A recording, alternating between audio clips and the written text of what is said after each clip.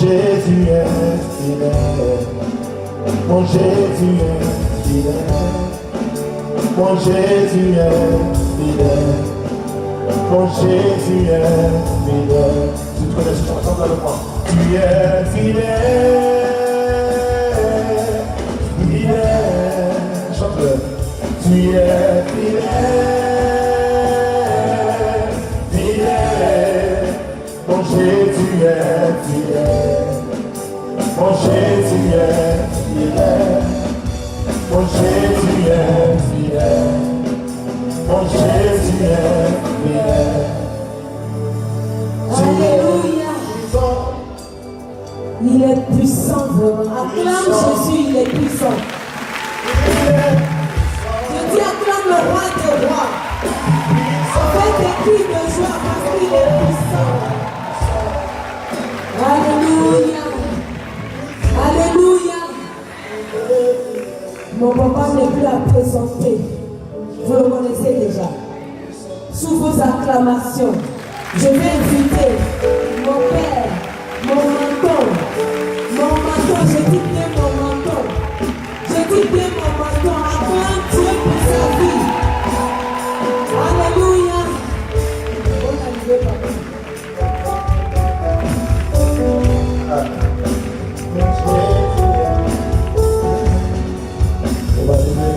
On va continuer avec cette adoration. Je dis merci à Dieu. Nous levons les mains vers Dieu. Adore bien Dieu. Montre-lui qu'il n'a pas plus grand que lui sur cette terre.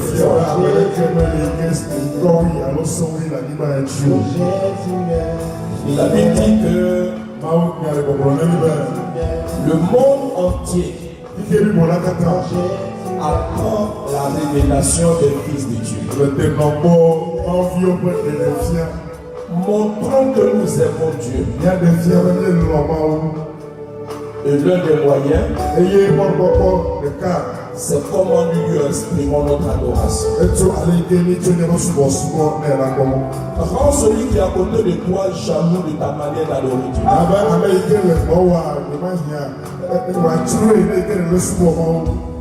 Adorons-le. Il est fidèle. Fidèle. Il est fidèle, fidèle, mon Jésus est fidèle, mon Jésus est fidèle, mon Jésus est fidèle, mon Jésus est fidèle, il n'en plus on est fidèle, il est fidèle.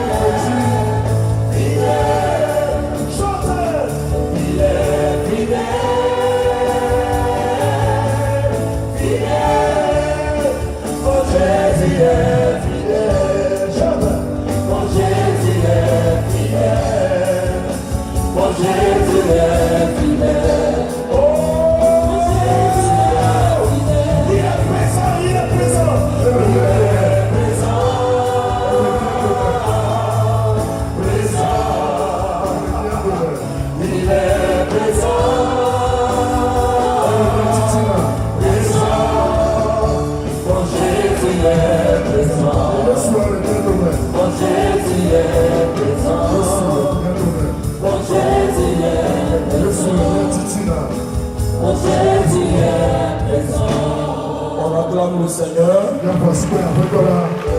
et nous allons nous asseoir dans sa merveilleuse présence. Paix et joie.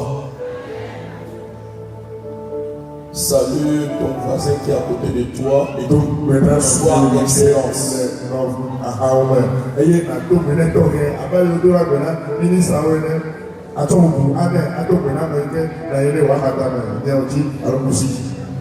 On ne sait jamais qui est assis à côté de nous.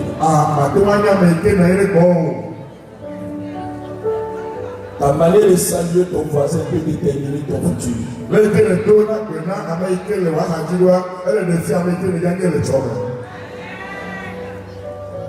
Peut-être que celui qui est assis à côté de toi, c'est lui qui donne les visas pour l'Europe.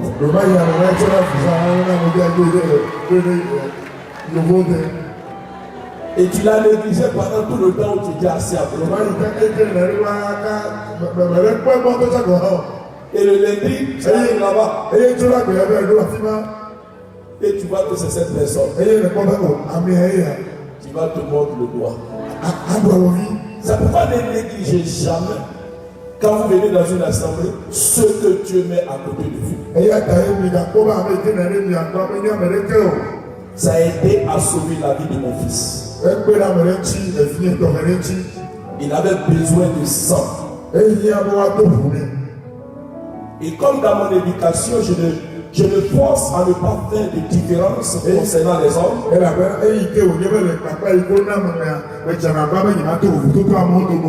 Tout ce que je vois, je n'attends pas qu'on me salue d'abord. J'aime toujours être le premier à saluer.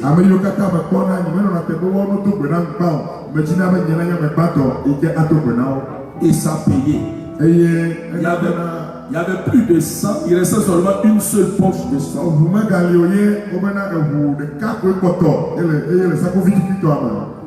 C'est le frère Mathias Marie.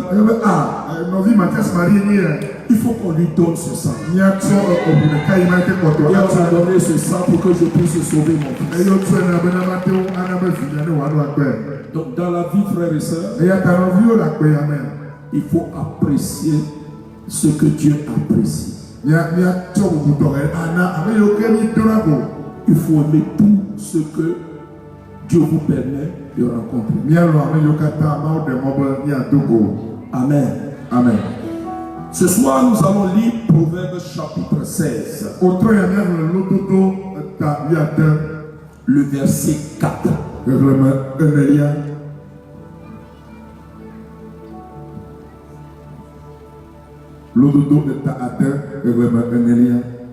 Le Seigneur a tout fait pour un but, même le méchant pour le jour du malheur.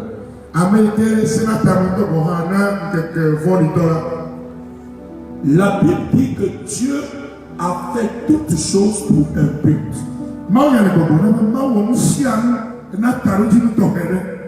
Rien de ce qui existe sur cette terre des hommes n'a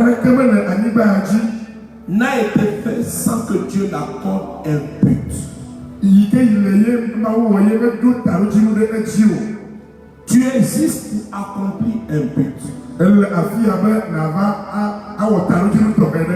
Si tu n'as pas été avorté, si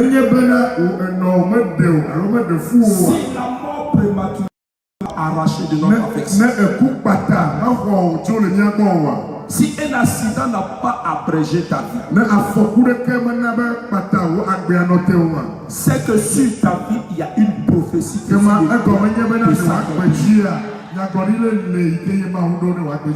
et Dieu tient à ce que cela s'accomplisse avant que tu ne retournes à lui.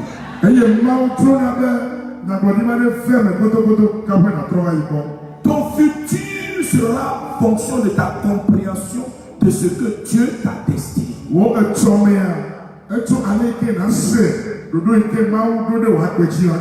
Et également ce à quoi Dieu t'a destiné. On ne réussit pas sans comprendre ce pourquoi Dieu nous a créés. La réussite, c'est accomplir à la perfection la volonté de Dieu sur notre vie.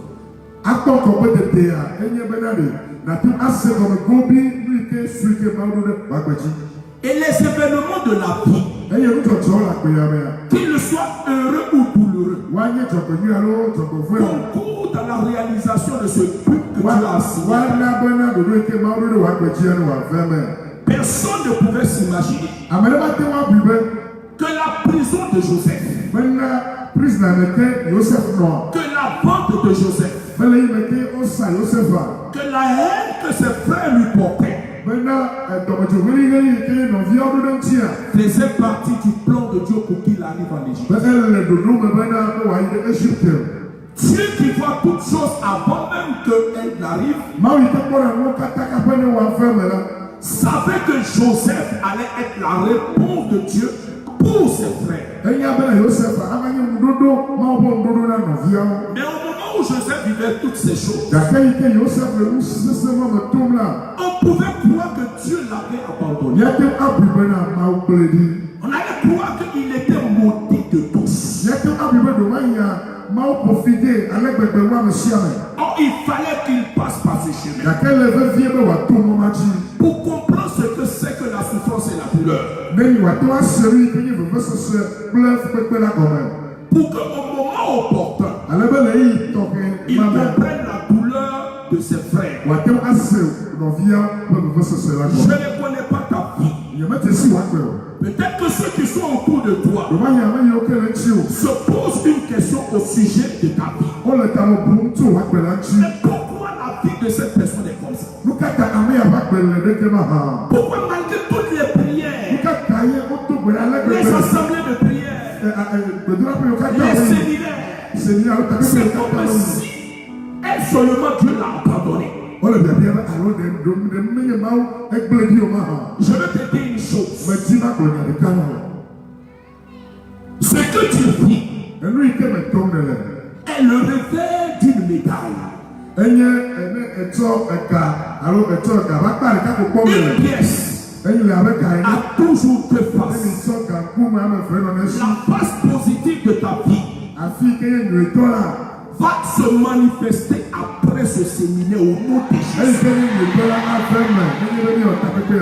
Tu ne peux pas finir ta vie comme ça. Qu'il continue de réussir ton sort. Qu'il dise, mais où est son Dieu? Frères et sœurs, Dieu a toujours donné une réponse face à l'humiliation de ses enfants.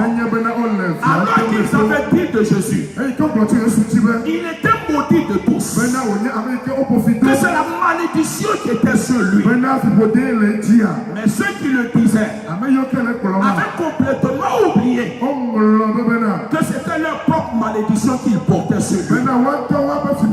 Ceux qui riaient de lui, ils ne savaient pas que c'est leur peine qu'ils portaient. Ils ne savaient pas que ce que tu es en train de vivre est sur le point de préparer une gloire qui va même les aider. C'est comme ça que Dieu fonctionne.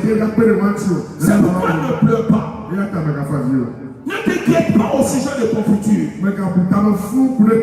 Il faut que tu poses cette question à Dieu. Seigneur, ma vie, à quoi elle est destinée? Parce que si vous ne savez pas à quoi Dieu vous destine, vous ne comprendrez pas les événements qui arrivent dans votre vie. Vous risquez de voir une situation difficile,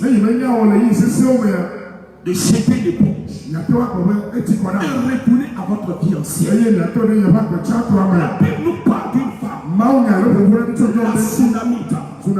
La Bible dit que Dieu l'avait visité en lui donnant un enfant. L'enfant que Dieu lui a donné, quelque temps après, ce même enfant est mort. Elle pouvait récriminer contre Dieu. Elle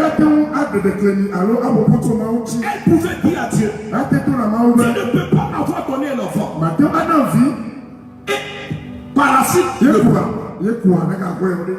mais elle s'est souvenue que le même Dieu qui lui a donné cet enfant est capable également de ressusciter cet enfant. Elle dit, j'irai voir l'homme de Dieu pour qu'il vienne prier dévié. Et sur le chemin, beaucoup de personnes ont voulu l'arrêter. Beaucoup de personnes ont voulu la distraire. Beaucoup de personnes ont commencé à dire, mais depuis tu pries, qu'est-ce que tu vois? Oh, il faut passer à autre chose. Si Dieu là, il devait faire, depuis là, il allait le faire. Chaque fois qu'on lui posait une question, elle disait ceci: tout va bien. Tout va bien. Même son mari, elle a dit, va dire à mon mari, parce qu'il était étonné. Elle demande un âne pour que celui-ci, l'âne puisse la servir à aller voir l'homme de Dieu. Puisqu'il y a des périodes où on va voir l'homme de Dieu, c'est pas toujours. Cette période n'est pas arrivée. Et sa femme veut aller voir l'homme de Dieu. Elle n'a pas dit que son enfant était mort. Elle dit, je vais voir l'homme de Dieu. Vous savez, il y a des réponses quand vous donnez à des situations. Ça devient des vérités établies dans votre vie. Ça crée une fondation. Et ça fait en sorte que votre foi se trouve affectée. On est venu dire à Jésus, Lazare est mort. Jésus dit, Lazare mort. La femme a compris qu'il ne fallait pas qu'elle dise que son enfant est mort. Car le livre de l'Apocalypse dit ceci: la parole est le principe de la création. Si elle parle, elle va créer effectivement la mort dans sa maison. Alors elle dit, tout va bien. Au sujet de ce qui se passe dans ta vie, quelle est la parole que tu dis au sujet de ta vie? Quelle est la confession que tu fais au sujet de ta vie? Confesses-tu ce qui se passe? Ou confesses-tu ce que tu veux voir? C'est ce que tu veux voir que tu dois dire, pas ce que tu vis. Car de ta bouche, tu peux appeler les événements s'accomplir dans ton existence. Elle dit, tout va bien. Et comme elle a dit, la parole s'est accomplie dans sa vie. Et l'enfant qui était mort est revenu à la vie. Je déclare, selon ce que tu vas dire de ta vie, les choses vont s'accomplir au nom de Jésus. Au nom de Jésus. Tu dois savoir ce pourquoi Dieu t'a créé. Tu n'es pas né pour échouer. Oh, laisse-moi te dire, tu seras l'échec de ta famille. Tu vas annuler parce que c'est la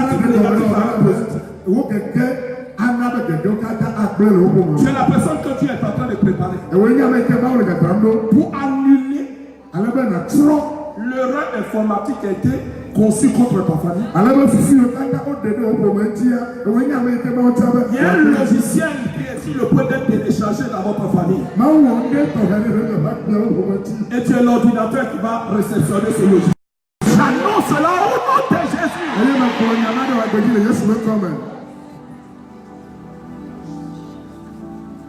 Dieu t'a destiné à quelle vie? Vous savez, je viens d'une famille très pauvre. Je parle de très pauvre.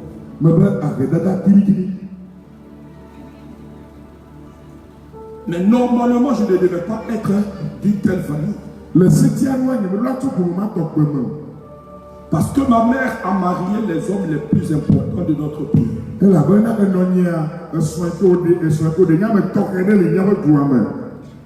Le premier magistrat, le premier procureur de la République de mon pays, il a travaillé pendant la période des Blancs. Et le mari de ma mère.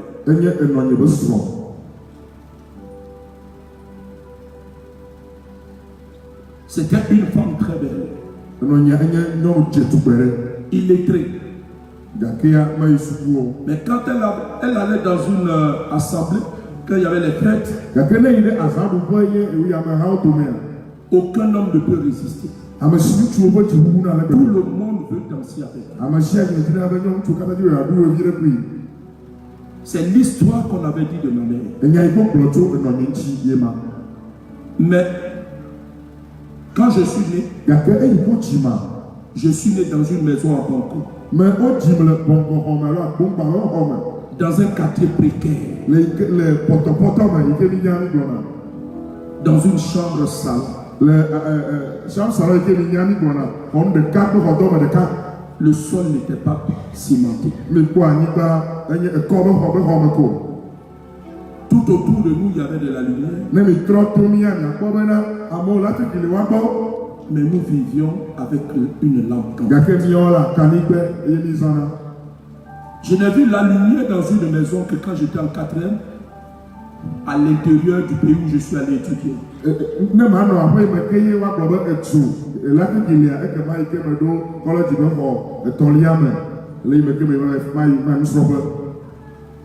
Mais quand j'ai rencontré le Seigneur, j'ai posé cette question à Dieu. Seigneur, qu'est-ce que nous on a fait? Pourquoi on vit dans cette pauvreté extrême?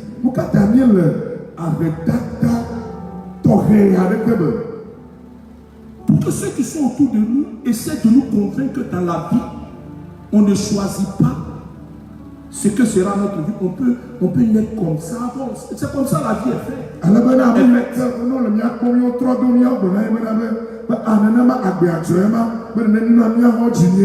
Jusqu'à ce que je découvre la vérité. Jésus dit, vous connaîtrez la vérité.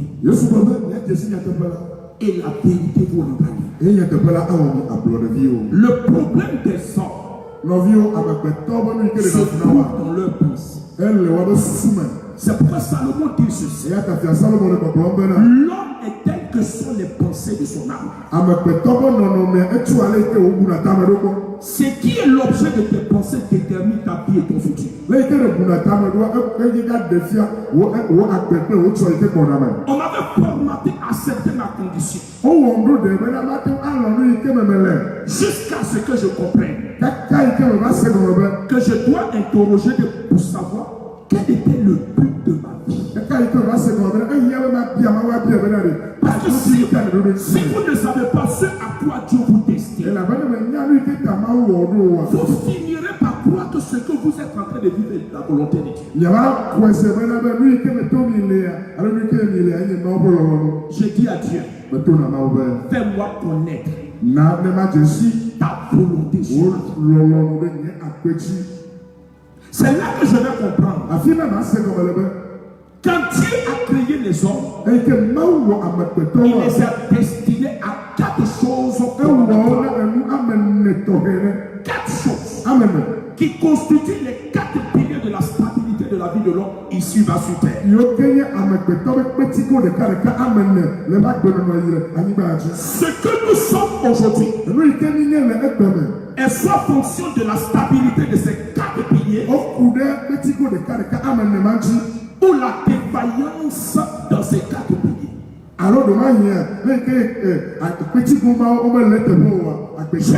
J'ai compris une première vérité. Que Dieu nous a créés.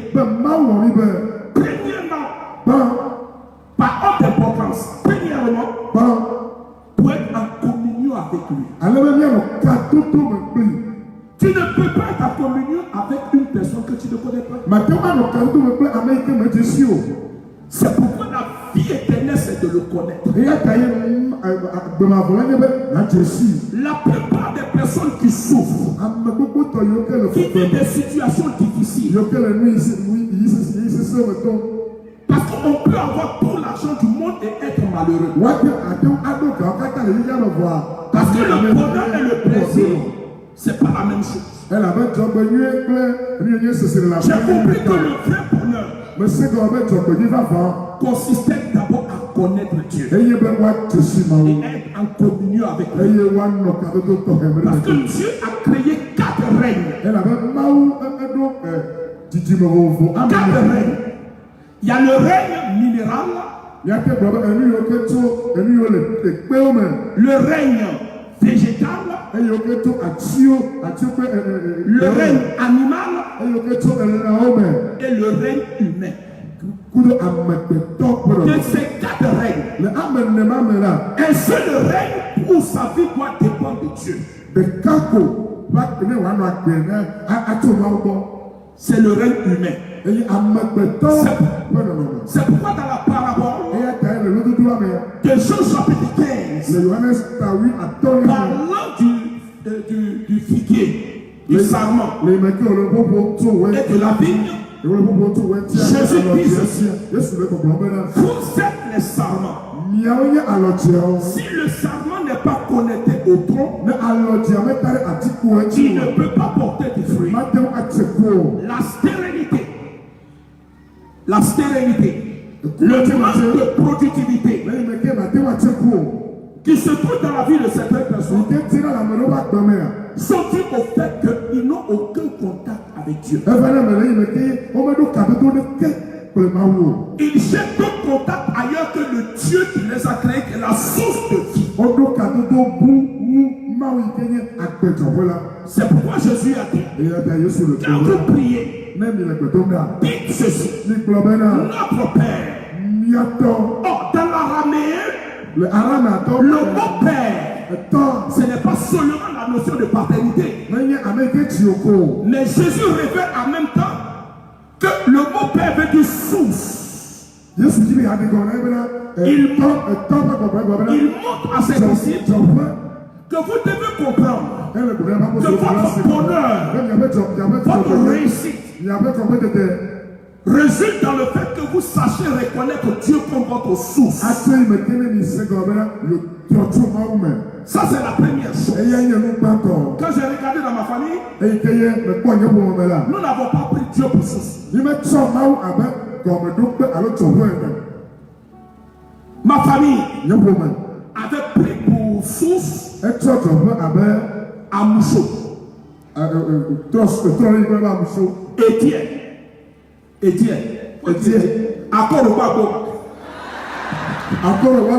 Asamo. Ce sont des divinités que nous adorons. Ma mère était experte dans l'adoration parce qu'elle était jumelle.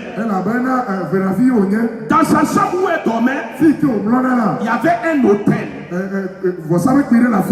elle mettait foufou rouge, un foufou blanc, une pierre de 5 francs avec la bouteille de un petit verre de koutoukou. Voilà, un petit verre là, voilà. Il y avait ça aussi.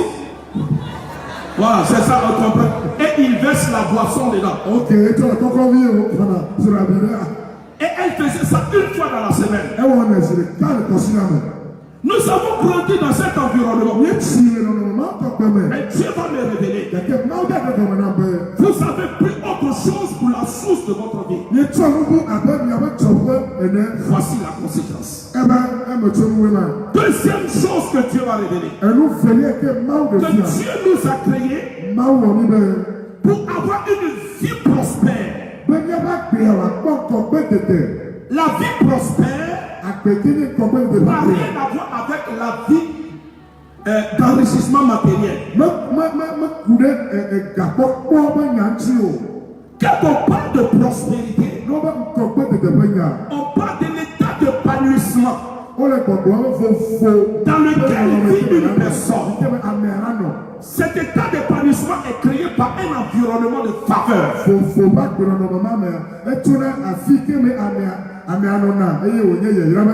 C'est pourquoi la Bible dit ceci: que Dieu approuve la vie d'une personne. Il dispose toutes choses, même ses ennemis, pour sa gloire. C'est-à-dire que quand vous êtes dans la faveur de Dieu, les opportunités viennent vers vous. Vous ne vous épuisez pas. C'est pourquoi Adam et Ève, Dieu les a pris et les a déposés dans le jardin Ẹ̀yin d'Éden. ò tsọ́tsọ́ tẹ̀lé ètè ńbọ́lá mẹ́. Le jardin d'Éden était devenu délice. Ètè ńbọ́lá yẹn fi ké gbogbo pọ́pọ́ lẹ̀. L'environnement de faveur. Fi ké yẹ ẹnu kátà ní ọ̀nà mẹ́. Oh, il prospérait. Ó ń pọ̀ kọ́ pé tètè alẹ́ Ils tètè. avaient la paix dans lequel. Tí fáfá lẹ̀ wọ́n bẹ tì mẹ́. Vous savez, quand vous êtes dans cet environnement, Wọ́n mi lè nọ̀nà ọ̀nà má tọ̀ pẹ́ mi yà. même quand vous ne mangez pas, Lẹ́yìn ló pọ̀ wọ́n tọ̀ kọ̀ hàn. vous êtes heureux. Ìyá nọ ti sọ mẹ́. Même si vous êtes à tapette, Ẹni ní ìbàdàn vous êtes heureux. Ìyá nọ ti sọ mẹ́. Votre bonheur Ìyá bá ti sọ̀rọ̀ pọ̀ ne àwọn. dépend pas des choses matérielles, Sọ̀rọ̀ yóò kẹ́yẹ mais àbẹ̀bẹ̀ dépend de la plénitude de la présence de Dieu dans votre âme. Gàkẹ́kẹ́ tó máa bá àmẹ́gbọ́nà kple ebe yẹ yà sọ̀kọ̀ èké lè dàbẹ̀ tì ó. Vous êtes heureux. Yẹ nye àmẹ́yọkẹ́ volonyàrá fi ó mẹ́.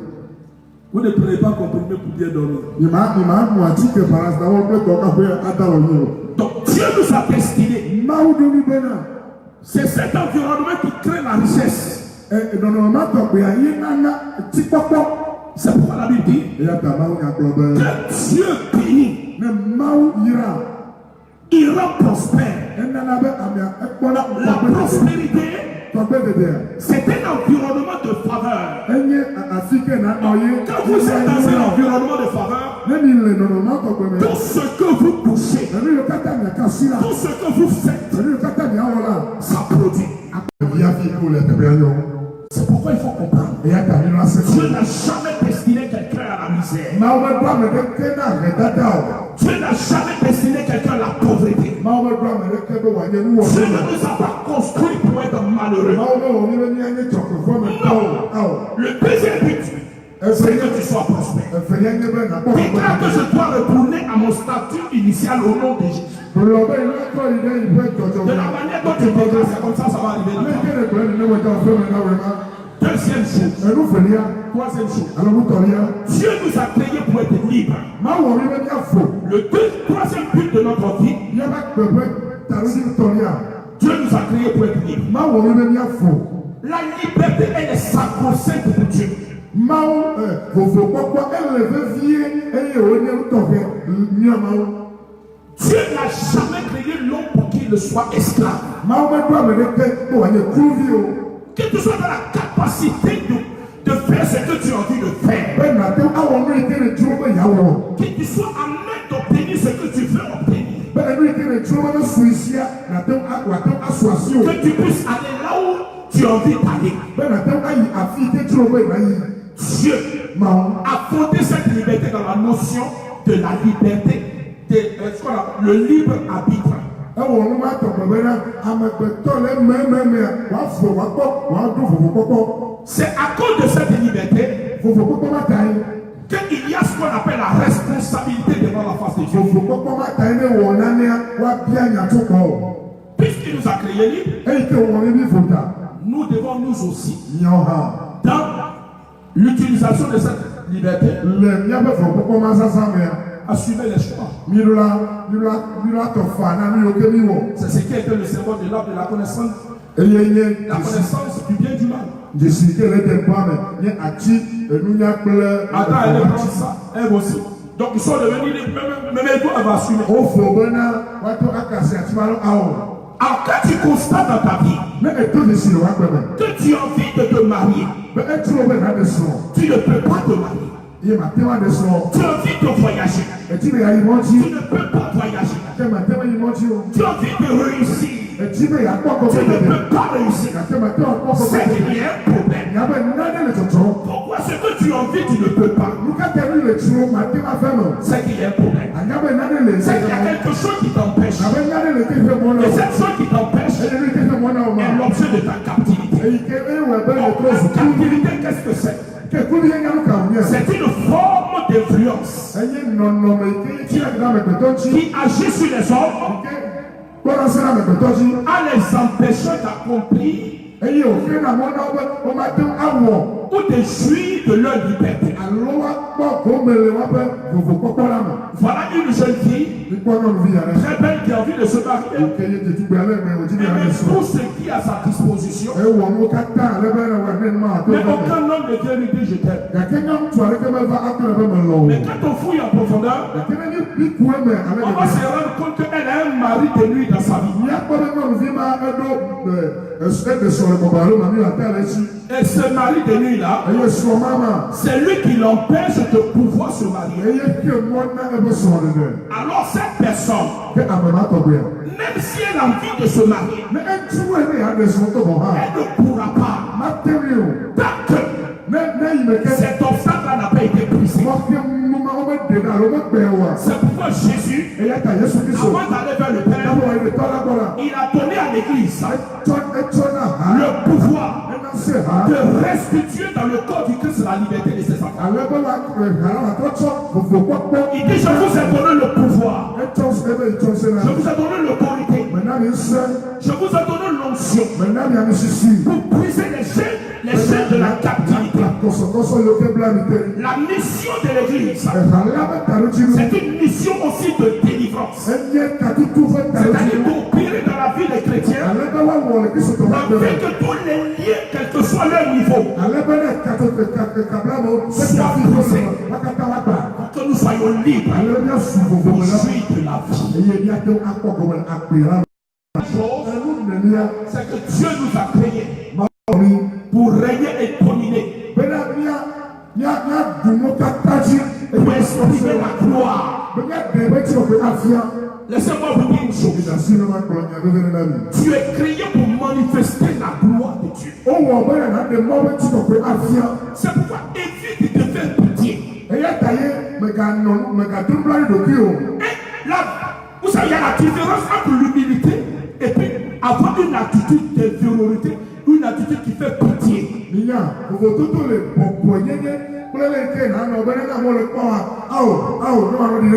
des chrétiens qui sont dans la mentalité comment on appelle, de l'esclavage, de pitié. C'est-à-dire que quand vous les voyez, ils croient qu'ils sont humbles, mais ce n'est pas, c'est l'esprit de virilité.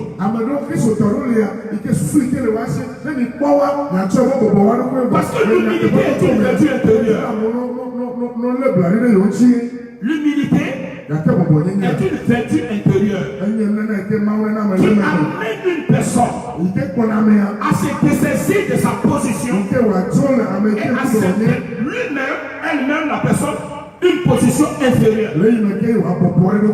C'est pourquoi Jésus dit, Paul écrit dans Philippiens chapitre 2, lui qui était Dieu, lui qui est Dieu, qui a la condition divine, il n'a pas cherché à se faire l'égal de Dieu, mais il est venu au milieu de nous, en prenant la condition de Dieu. On n'a pas obligé. Chaque fois qu'on s'oblige à être petit, c'est qu'on est pas train de te mettre en esclavage. C'est l'infériorité. Mais quand tu acceptes ça, ce n'est pas que tu es humble, mais tu es esclave. Et tu dois refuser ça. Tu dois refuser ça. Parce que l'humilité est une ouverture. La simplicité, les théologiens appellent de la kénos. C'est-à-dire une descente. Par exemple, j'arrive ici. On peut me donner la place qui est là. Je dis non. Je préfère qu'on me mette derrière là. On va dire non, frère Mathias. On l'a frère Mathias. Tu es pour le malade. Je préfère là-bas. Même dans cette attitude-là, il y a de l'orgueil dedans. Il y a de l'orgueil dedans. On te donne place. Tu veux dire quoi par là? Parce que c'est pas toi qui as cherché à venir te mettre là. Si moi-même j'ai quitté là-bas, puis j'ai dit, bon, je vais m'asseoir ici. C'est de l'orgueil. Je dois accepter qu'on me mette là où je veux me mettre. Et je dois accueillir ça dans la simplicité. Ça, c'est l'humilité. Dieu, il n'y a pas de contraste entre l'humilité et la gloire. Avec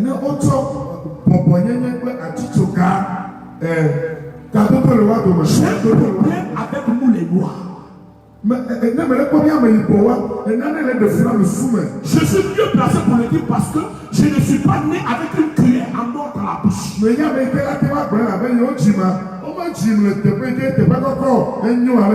Quand je suis allé en Europe et je suis revenu, je dis je suis heureux. N'empêche pas de Dieu. Dis à ton frère, Dieu de Dieu, manifester la gloire. Ta vie ne peut pas t'empêcher d'aimer Dieu. Les gens pensent que c'est vraiment, il faut, tu as dit que tu es là, ta tête est comme ça. Il est mystique.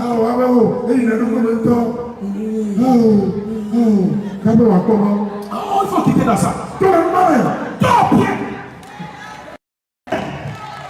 Dors bien. Mange bien. Si tu veux dormir dans une belle maison, dors dans une belle maison. Si tu veux bien t'habiller, habille-toi bien. Ce n'est pas mauvais. Ça ne t'empêche pas d'aller au ciel. Nous devons révolutionner les choses. Alors j'ai compris une chose.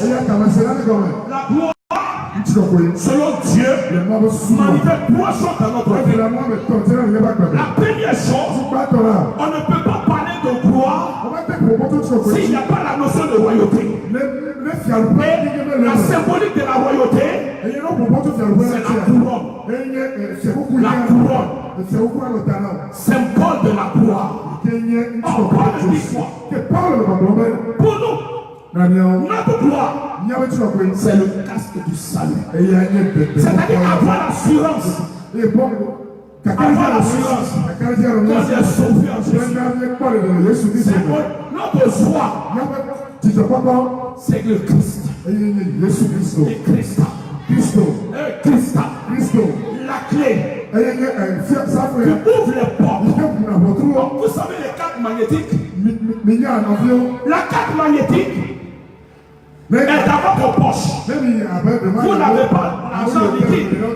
Mais la carte magnétique représente tout ce que vous avez en bas dans votre poche. Jésus est notre carte magnétique. Si tu ne dis pas très fort, amen, il y a quelque chose que tu veux dire. Alléluia.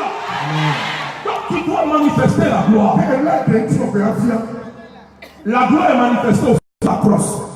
Une crosse. Vous voyez le grec, quand il se déplace, il a une crosse là. La crosse est le symbole de l'autorité. Les prophètes dans l'Ancien Testament avaient toujours soit un bâton ou un manteau. Mais la plupart avaient un bâton qui symbolise l'autorité. La gloire dans notre vie doit se manifester par l'autorité. La Bible dit ceci. Celui qui est en nous est plus puissant que celui qui est dans nous. Dans tout lieu où foulera la plante de tes pieds. La Bible dit je te le donne. Quand je suis venu au Togo, j'ai fait de Togo mon pays. Ah, j'ai dit Togo. Je n'ai pas besoin de prendre la nationalité togolaise pour être togolais. Je le dis à partir d'aujourd'hui, moi je suis togolais. Mais tu le fais quand tu ne le fais pas. Le Togo est mon pays. Tu vas me voir ici maintenant tous les jours. Les promakaturi machatapa. Libraya. Tu as l'autorité. Ne te laisse pas intimider. Et puis tu as le vêtement. La somptuosité. Vous voyez que le roi sort avec son vêtement. Il y a sa ceinture avec la diamant. Aïe, aïe, aïe, aïe, aïe, aïe. Tout ce que bâtiment qui était sur toi soit enlevé pour un vêtement de Christ sur ta vie. Quand tu marches comme ça, on te met là, c'est qui ça? Mais ça là, c'est qui ça? Tout-même. Et des États-Unis. Non, je viens du séminaire. Je viens du séminaire.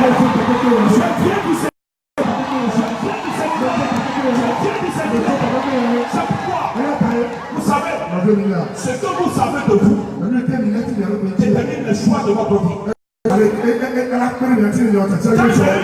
la révélation de mon identité, j'ai commencé à changer mon style. Vous savez, Abidjan, il y a un point où on voit les costumes à 35 000 francs. Quand j'ai le costume, je lave ça. Je fais cirer ça bien.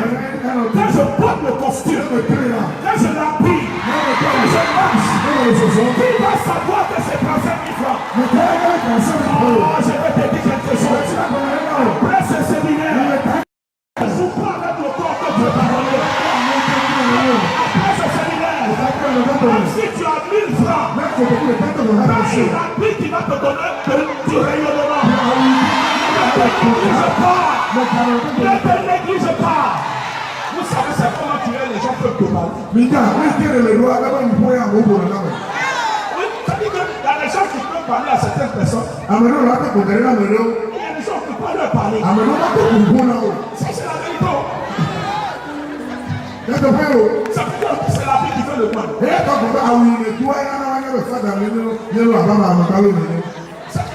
L'humilité, c'est pas se négliger. L'humilité, ce n'est pas fait petit. Vous savez, même les hommes aujourd'hui, ils veulent marier femme. Je vais dire à mes soeurs, c'est pas quand tu as attaché un gros chapelet sur ta main. Vous portez une grosse broche. Non. Parce que quand il va au travail, il voit ses collègues. Il est bien habillé. Il vient, il te drague et puis. Plein de façon, ils ont lavé ta fatigué. Il met ta clé. Voilà, c'est l'humilité. C'est dit voilà, c'est monté. C'est le monde. Tu as marié les gens du monde. C'est les gens du monde là. Quand il aura réception. Il t'a jamais vu aller au salon. Il t'a jamais allé faire pédicure, manucure. Il t'a jamais vu après de cirer des ongles là. Tous les jours. Pas une fancy là, t'as lavé jusqu'à. Pas une même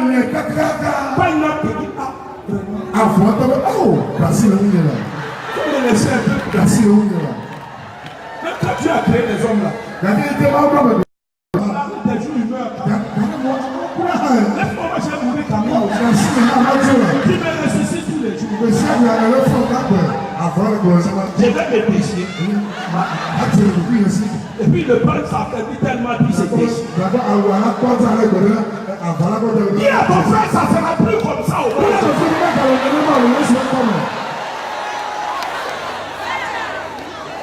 C'est fait pour rayonner. C'est pour ça Isaïe chapitre 1 verset 1. La Bible dit ceci. Vous mangerez les meilleures productions. Non, ne t'occupez pas seulement de manger les productions du pays.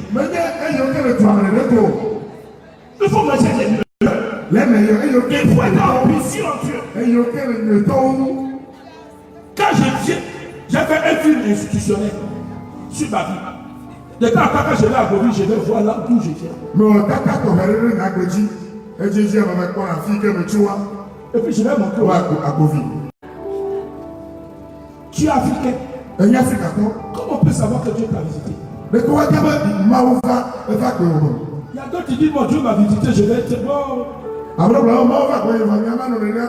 Les blancs, ils sont nés avec compte bancaire. Ils ont tout. Alors quand ils rencontrent Dieu, comme Saint François, c'est de donner tout. Pour montrer à quel point il a rencontré Dieu. Mais toi, tu n'as rien. Ta maman même pour manger la pomme. Tu as donné quoi? Pour montrer que tu as rencontré Dieu. Le détachement dans la vie chrétienne, c'est de se séparer. D'une chose pour s'attacher. Entre nous, assois-toi bien. Tu as quoi habitude? Tu as te dégager. Nous, on peut se détacher de nos mauvais comportements. De nos colères. De notre orgueil. Mais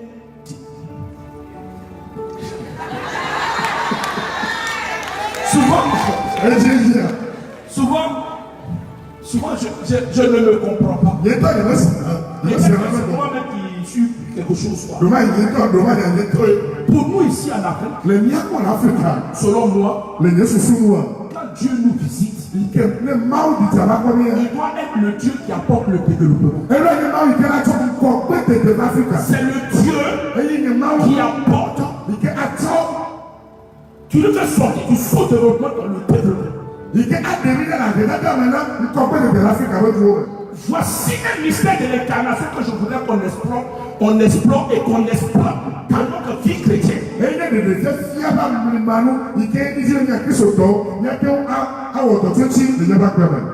C'est pourquoi tu dois t'élever. Il ne faut pas passer seulement ton temps à prier. Je crois à la puissance de la prière. Mais je ne crois pas que la prière est magique. Je ne crois pas. Je sais que la combinaison de la prière avec la volonté de réussir, de sortir de sa misère, Dieu te rendra sur la pousse. Retiens ceci. Peu importe la famille dans laquelle tu es né, ce que tu es et ce que tu vas devenir ne doit pas dépendre de la famille dans laquelle tu es. Tu peux mal commencer. Parce qu'on ne choisit pas la famille dans laquelle on est. Mais ton futur pourra être construit avec Dieu. De la volonté de Dieu. C'est quand tu comprends ça que tu es poussé à poser des actes qui vont apporter la transformation.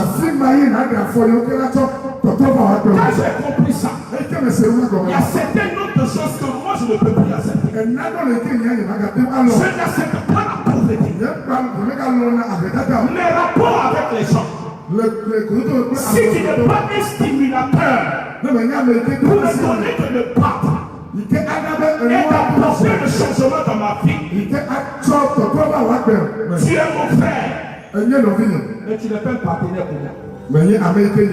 C'est pourquoi dans la vie, quand tu sais là où tu vas, il y a des personnes avec qui on marche et il y a des personnes avec qui on ne marche pas. Il faut faire attention. Ce que tu entends, c'est ce qui a le pouvoir de te façonner. Ton futur, ta destinée, doit être claire. Et ce qui doit t'aider à atteindre, tu dois rechercher cela. Car c'est cela qui a construit ton accélération en vue de ton accomplissement. Je prophétise. À partir d'aujourd'hui, que le plan de Dieu pour ta vie soit comme Joseph. Dieu ne t'a pas fait congolais pour que tu ne sois pas un instrument pour le développement du Togo. Dieu n'a pas fait de toi un congolais pour qu'il ne t'utilise pas pour faire connaître le Togo dans le monde entier. C'est la réponse de Dieu pour devenir de ta nation. Que Dieu vous bénisse.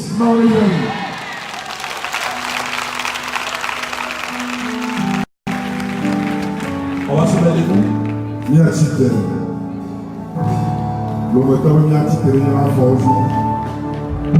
Alors, on va prendre un chant.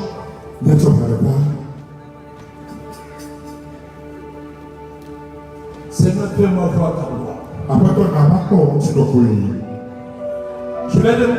On va chanter ce chant. comme une prière pour notre nation, le Togo. Pendant que tu seras en train de prier, chanter, fais cela comme une prière. Seigneur, fais en sorte que ma nation expérimente la voix. Une année, nous étions au Burkina, au cours du forum des leaders. Nous avons été poussés par l'esprit en présence de nos pères et les évêques, le cardinal, le cardinal des parasités, les évêques, et là, que nous avons posé la main au sol. Quand j'ai dit ça, tout le monde me regardait. Et il a dit, ça va nous tuer encore. Quels sont ceux qui étaient les frères de la communauté au Burkina, au forum des leaders? Vous les devez là-bas. Vous les rentrer après. Voilà. C'est un pays dans l'échelle du développement classé parmi les nations les moins avancées. Et par la grâce de Dieu, nous avons prié. Nous avons dit, Seigneur, ces frères qui sont ici dans le pays sahélien, où il y a la chaleur, ils pouvaient se révolter. Pour dire non, mais pourquoi nous on est là-bas dans la chaleur et puis les Ivoiriens, eux, ils sont où il y a l'eau, c'est bien, tu les as mis ensemble. Mais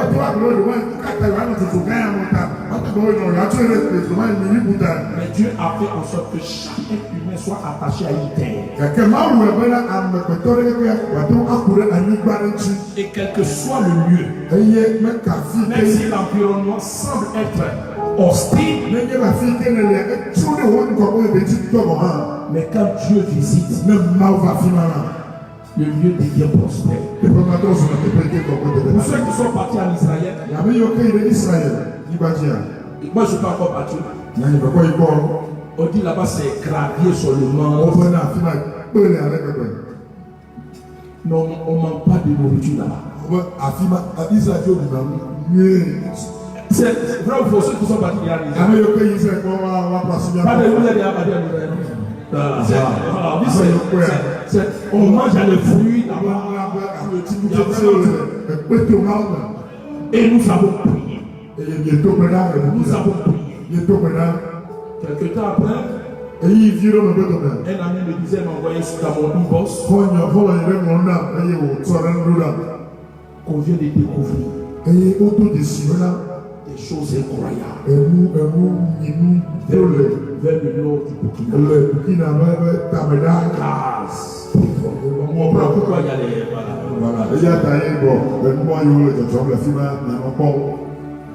Nous allons prier pour notre nation. J'ai été poussé à nous amener à prier pour ce sujet.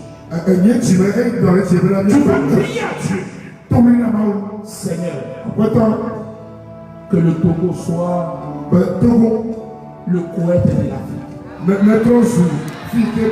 Pétrole, alors que les gens comme ça, tu dis pas bien mettre les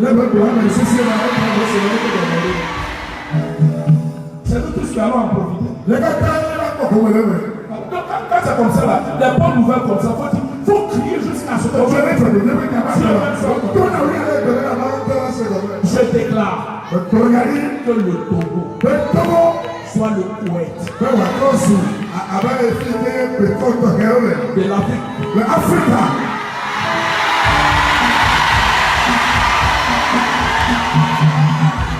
Nous ne pas les mains, nous chantons ce chant. Oh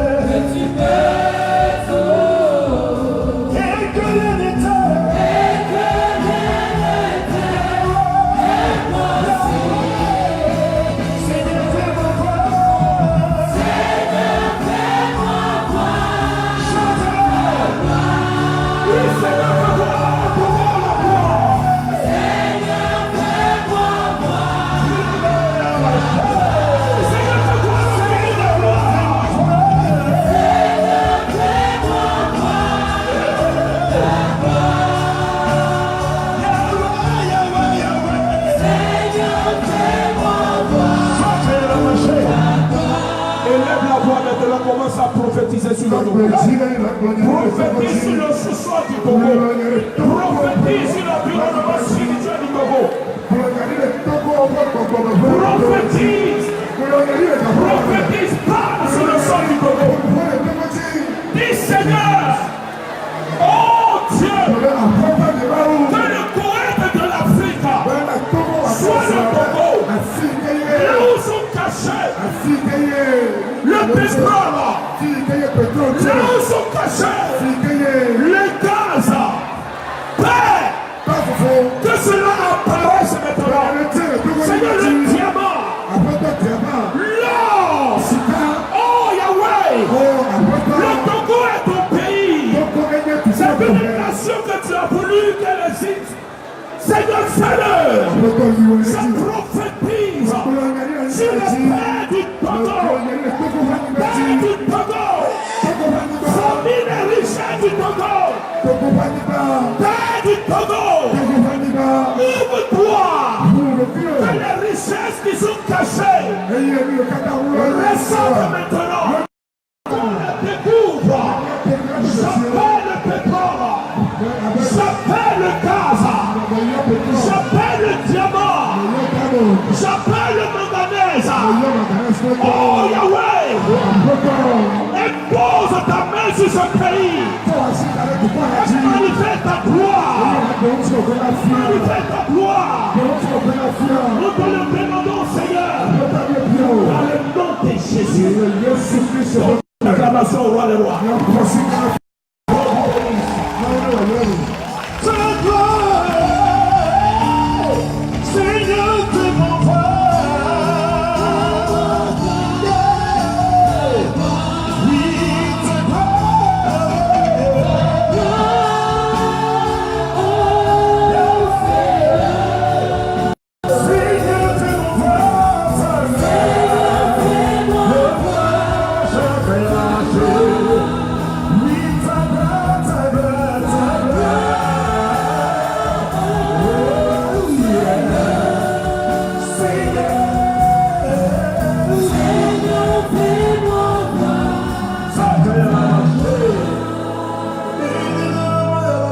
Est-ce que tu peux acclamer le Seigneur, s'il te plaît? Tu peux pousser des cris de joie à la gloire de Dieu. Pousse des cris de joie à la gloire de Dieu. Pousse des cris de joie à la gloire de Dieu. Alléluia. Tu peux t'asseoir, mon frère, ma soeur. Sois béni au nom de Jésus. Je veux lire un passage. Je t'invite à être attentif. 1 Roi chapitre 3 à partir du verset 3. Salomon aimait le Seigneur et suivait les coutumes de son père David.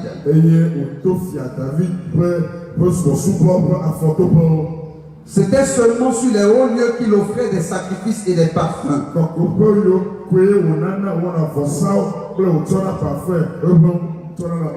Le roi se rendit à Gabaon pour y sacrifier, car c'était le principal des hauts lieux. Salomon offrit 1000 holocaustes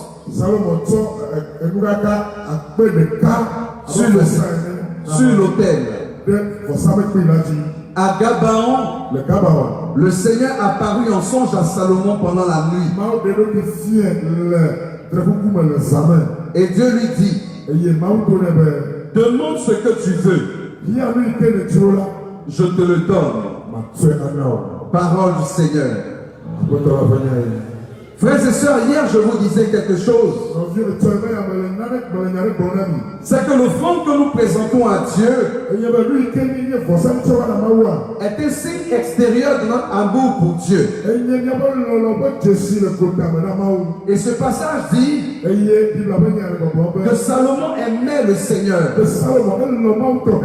Et son amour pour Dieu était tellement grand que lorsqu'il devait donner à Dieu, il n'a pas lésiné sur les moyens. Il a regardé dans ce qu'il avait Et il a pris le meilleur. Et il a offert à Dieu. Mais la Bible précise que Salomon a donné à Dieu à un endroit précis. Il n'a pas donné n'importe comment et n'importe où. Il n'a pas donné à Dieu sur le féticheur. Mais il a donné à Dieu dans le lieu où Dieu se révèle. Il a donné au bon endroit et au bon moment. Je veux te dire une chose. Tu dois savoir discerner les bons moments et les bons endroits. La Bible dit également dans 1 Roi chapitre 18 ce qui suit. Lorsque midi fut passé, il prophétisait jusqu'au moment de la présentation de l'offrande. Mais il n'y eut ni voix, ni réponse, ni signe d'attention. Au moment de la présentation de l'offrande, Élie le prophète s'avança et dit: Seigneur Dieu d'Abraham, d'Isaac et d'Israël, que l'on sache aujourd'hui que tu es Dieu en Israël et que je suis ton serviteur. La Bible dit que Élie a élevé la voix vers Dieu. Alors que depuis le matin, il a laissé les prophètes de Baal en train d'évoquer leur Dieu. Et Baal n'a pas répondu. À midi, Élie leur a dit continuez. Du matin jusqu'à midi, il n'a pas répondu. Ce n'est pas l'après-midi qui va répondre. Mais Élie dit continuer. Mais pourquoi il disait de continuer? Parce que Élie attendait le bon moment pour pouvoir donner à Dieu. Il attendait que le moment de la présentation de l'offrande arrive. Et quel était ce moment? C'était la 9e heure. C'est-à-dire autour de 15 heures. 15 heures, 3 heures. C'était le moment où il présentait l'offrande à Dieu. Pourquoi? Parce que prophétiquement, à cette heure-là, les anges de Dieu visitaient la terre. Et quand tu regardes bien, on dit que Corneille, quelque chose s'est passé. On dit vers la 9e heure, l'ange du Seigneur s'est révélé à lui. Et c'est à cette même heure, c'est cette heure que Élie attendait. Quand on lit également, lorsque Jésus est mort, on dit que c'était vers la 9e heure, c'est-à-dire dans l'après-midi. Ça ne veut pas dire que c'est à 15 heures seulement tu dois faire les offrandes. Mais tu dois choisir le moment où Dieu se révèle à toi. Et j'ai une certitude, c'est que ce soir, Dieu s'est révélé à toi. Et le moment est favorable pour que tu puisses offrir à Dieu. C'est pourquoi ce soir, tu vas offrir à Dieu comme Salomon a offert à Dieu. Et si tu es prêt ce soir, tu vas prendre ton offrande du soir et nous allons la présenter à Dieu. Alléluia. Alors je vais te dire une chose.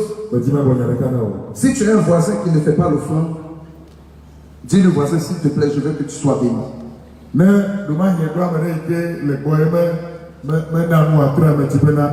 Alors ne rate pas cette occasion.